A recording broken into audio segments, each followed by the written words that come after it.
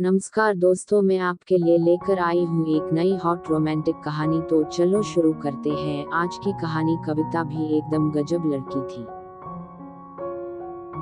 उसे हर बात की जल्दी रहती थी। बचपन में उसे जितनी जल्दी खेल शुरू करने की रहती थी, उतनी ही जल्दी उस खेल को खत्म करके दूसरा शुरू करने की रहती थी। लड़कों को तो बेवकूफ बनाकर वह खूब खुश होती थी। युवा होने पर लड़कों की टोली उसके इर्द गिर्द घूमा करती थी। उस टोली में हर महीने 1-2 सदस्य बढ़ जाते थे।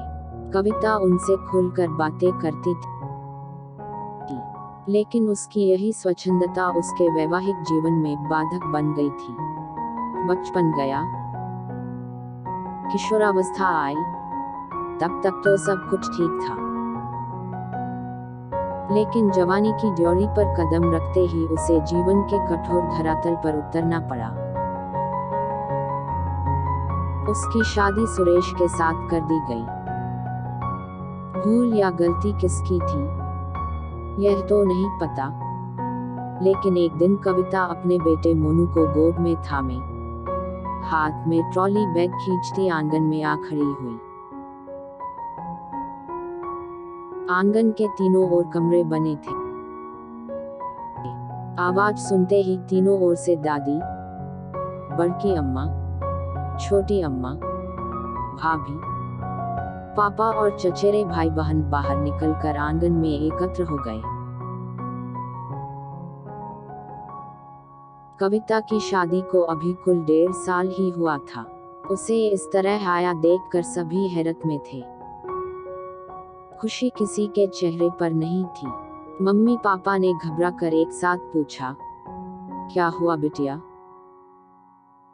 तो इस तरह, इसे संभालो। कविता मोनू को माँ की गोद में थमाते हुए बोली, मैं अब सुरेश के साथ वापस नहीं जा सकती। इसी के साथ वह ट्रॉली बैग को आंगन में ही छोड़कर एक कमरे की ओर बढ़ गई। अरे चुप कर, जो मुंह में आया बक दिया। शर्म नहीं आती अपने मर्द का नाम लेते? दादी ने नाराजगी दिखाई, लेकिन कविता ने उनकी बात पर ध्यान नहीं दिया। भाभी ने मोनू को माँ की गोद में से लेकर सीने से लगा लिया। अंदर जाते ही कविता ने इस तरह जूड़ा खोला मानो चैन की सांस लेना चाहती हो। लंबे घने काले बाल उसकी पीठ पर इस तरह पसर गए, जैसे उसके आधे अस्तित्व को ढक लेना चाहते हो। सब लोग बाहर से अंदर आ गए थे। कविता पर सवालों की बौछार होने लगी, लेकिन कविता ने सबको 2 शब्दों में चुप करा दिया, मुझे थकान भी है और भूख भी लगी है। पहले मैं नहाऊंगी खाऊंगी, उसके बाद बात करना। चचेरा भाई कविता का ट्रॉली बैग अंदर ले आया था। उसने उठकर बैग खोला और अपने कपड़े लेकर इस तरह नहाने के लिए बाथरूम में चली गई, जैसे उसे किसी की परवाह ही न हो। इस बीच भाभी और बच्चे मोनू को हंसाने और खिलाने में लग गए थे, जबकि कविता के माता पिता दूसरे कमरे में एक दूसरे पर कविता को बिगाड़ने का दोषारोपण कर रहे थे। तभी उनकी बातें सुनकर दादी अंदर आ गई और आते ही बोली, अरे चुप करो दोनों, तुम दोनों ने ही बिगाड़ा है इसे। मैं तो इसके लक्षण पहले ही जानती थी। सुरेश शादी न हुई होती तो अब तक पता नहीं क्या गुल खिलाती। न सुनने की तो आदत ही नहीं है इसे। हर जगह मनमानी करती है। देखो 20-22 साल की हो गई और ससुराल से बच्चा लटका कर मायके लौट आई। अरे अम्मा, बेकार परेशान हो रही हो। सुरेश को यहीं बुलाकर दोनों का समझौता करा देंगे। मोहन ने अंदर आते हुए कहा, मियां बीबी में छोटे मोटे झगड़े तो चलते ही रहते हैं। कविता को तो जानती ही हो, सुरेश ने कुछ कह दिया होगा और यह तैश में आकर भाग आई। कविता नहा कर आ गई तो भाभी उसकी बांह पकड़कर छत पर ले गई। ऊपर जाकर भाभी ने पूछा, लाडो, दामाद जी से कोई गलती हो गई क्या? अब तुमसे क्या छिपाना भाभी? अब सुरेश मुझसे पहले की तरह प्यार नहीं करते, कहते हुए कविता के आंसू छलक आए। भाभी का मुंह खुला का खुला रह गया। बोली, कहीं और चक्कर तो नहीं चल रहा? वह बॉडम क्या चक्कर चलाएगा भाभी? फैक्ट्री से आते ही बेदम होकर पड़ जाता है। बिल्कुल बेकार नौकरी है उसकी। कविता रोष में बोली, 2 दिन सुबह की शिफ्ट, फिर 2 दिन शाम की और 2 दिन रात की शिफ्ट। तो तुझे क्या परेशानी है? भाभी ने कविता को समझाया, दामाद जी की नई नई नौकरी है, मेहनत कर रहे हैं तो आगे जाकर लाभ मिलेगा। भाभी, तुम नहीं समझोगी। एक तो वैसे ही फैक्ट्री के उल्टे सीधे टाइम टेबल हैं, ऊपर से मोनू को संभालने के लिए इतना वक्त देना पड़ता है। इस सब से ऊब गई हूँ मैं। बिल्कुल नीरस जिंदगी है, किससे कहूँ? क्या कहूँ? भाभी आश्चर्य से देखती रह गई। वह समझकर भी कुछ नहीं समझ पा रही थी। 5 फुट 5 इंच लंबी, एक हरे बदन और तीखे नैनक्श वाली उसकी नंद कविता में कुछ ऐसा आकर्षण था कि उसके मोहपाश में कोई भी बन सकता था। सुरेश के साथ भी यही हुआ था। उसने छत पर कई बार कविता और सुरेश को नैनो के दांव पेंच लड़ाते देखा था।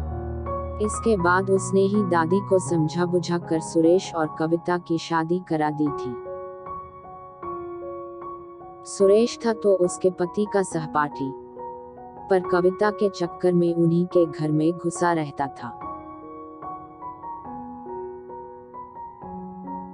काफी भागदौड़ के बाद सुरेश को एक कंपनी में नौकरी मिली थी। कंपनी की तरफ से ही रहने का भी इंतजाम हो गया था। कविता की नाजायज मांगों के लिए वह अपनी नौकरी खतरे में कैसे डाल सकता था? भाभी कविता की मांग सुनकर हैरत में रह गई। सुरेश भला उसकी चांद तारों की मांग के लिए रोजी रोटी की फिक्र कैसे क्या सोच रही हो भाभी? बड़े भैया तो अभी भी तुम्हारे आगे पीछे घूमते हैं। भाभी को चुप देखकर कविता ने हल्के व्यंग्य में कहा, अच्छा हुआ जो तुमने अभी बच्चे का बवाल नहीं पाला, अभी तो खूब मौज मजे की उम्र है। कविता की बात का कोई जवाब दिए बिना भाभी सोचने लगी, जब तक दादी जिंदा है, पूरा परिवार एक डोर में बंधा है, बाद में तो सबको अलग अलग ही हो जाना है। कविता अपना घर छोड़कर आ गई तो सबके लिए मुसीबत बन जाएगी।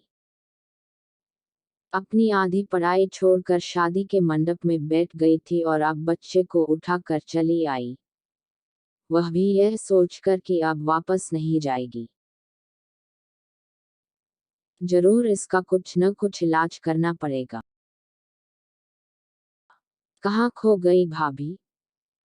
कविता ने भाभी की आंखों के सामने हाथ हिलाते हुए कहा, बड़के भैया की रोमांटिक यादों में खो गई क्या? नहीं, तुम्हारे बारे में सोच रही थी। तुम मोनू की वजह से परेशान हो ना? ऐसा करो उसे यहीं छोड़ जाओ, हम पाल लेंगे। बस आगे से सावधानी रखना कि कहीं मोनू का भैया न आ जाए। रही बात सुरेश की तो उनकी ड्यूटी दिन की हो या रात की, बाकी वक्त तुम्हारे साथ ही रहेंगे, तुम्हारे पास। समय बचे तो अपना ग्रेजुएशन पूरा कर लेना, तुम भी व्यस्त हो जाओगी। भाभी की राय कविता को जंच गई। बात चली तो यह सुझाव घर में भी सबको पसंद आया। बहरहाल 2 दिनों बाद कविता मोनू को मायके में छोड़कर सुरेश के पास चली गई। उसके जाने से सभी ने राहत की सांस ली। देखते देखते 5 साल गुजर गए। इस बीच कविता कानपुर छोड़कर लखनऊ आ गई। वहां उसे एक सरकारी स्कूल में नौकरी मिल गई थी। मोनू को भी उसने अपने पास बुला लिया था। सुरेश शनिवार को उसके पास आता और रविवार को उसके साथ रहकर सोमवार सुबह वापस लौट जाता। मेरे चैनल को सब्सक्राइब नहीं किया तो सब्सक्राइब कर दे। तब तक के लिए गुड बाय, मिलते हैं अगली कहानी के साथ।